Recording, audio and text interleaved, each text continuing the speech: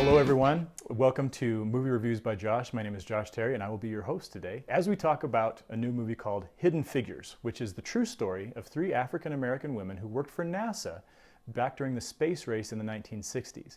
Now this is about three women, but it's mostly focused on one, a woman named Katherine Johnson, who is just a brilliant mathematician, and she's played by Taraji P. Henson, who you may recognize if you're a fan of Empire or Person of Interest. At the beginning of the movie, Katherine and her co-workers are working in a room that is literally labeled colored computers. Colored because of the racial designations at the time, but computers because that's what they called people who crunched numbers back then, because this was before Steve Jobs and before Apple computers and personal computers and all that stuff, okay?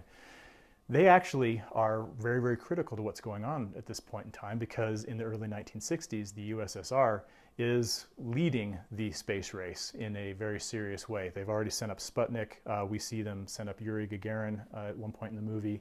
And so the US Space Task Force, which is headed by a guy named Al Harrison, who is played by Kevin Costner, they're getting desperate. They're trying to find some way to get a leg up and find a way to get our own American up into space to avoid nuclear warfare. And so Hidden Figures is essentially the story of how these particular African-American women played a serious unsung role in the number crunching and all of the development that enabled John Glenn to get up into space, and Alan Shepard and all of them.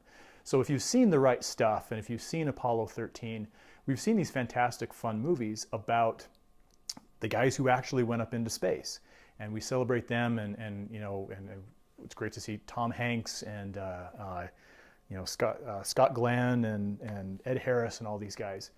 What we don't see are the people behind the scenes. We kind of see them whenever they cut away to mission control and you see some people kind of hunched over their desks. That's about it.